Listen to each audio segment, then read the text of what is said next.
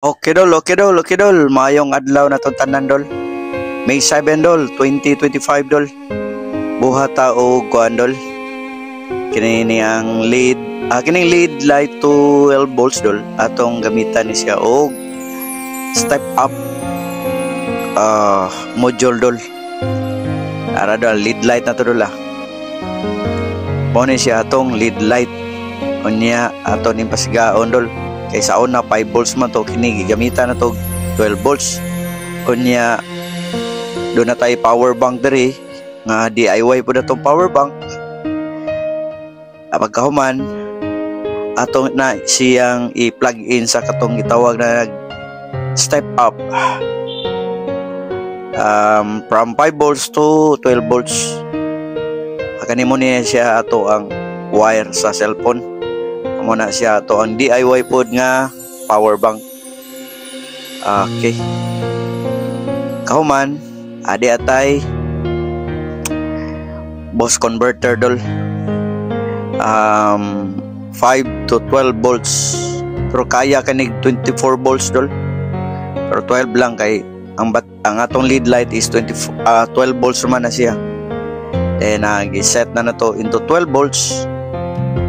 Nya plug in taning USB cord ana ato sa plug in ang wire sa lead light na to.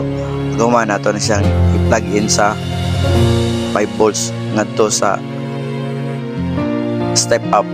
Ayun, siga na dol. Ayos kayo. Hayag kay dol no. Oni ya dol. Kumbate na dol. Thanks for watching dol ah. Baymon TV dol. Mga kinoy-koyan nga mga kaalaman ni Baymon. Ako lang ning i-share dol. Nga pwede siya dol. Power bank. Okay.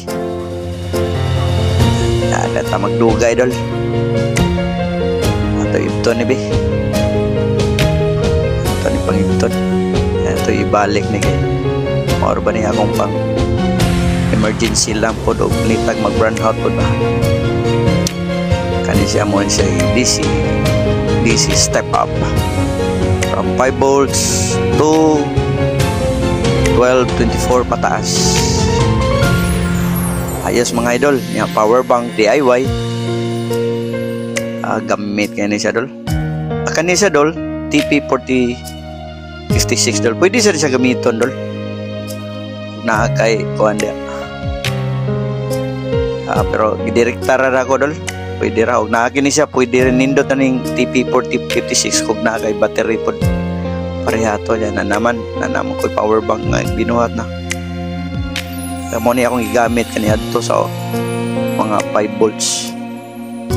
Pwede siya step up na into 12 volts mga idol. Diha itap na nimo pwede soldahon, pwede USB type. Kana siya mo ni siya ay step up.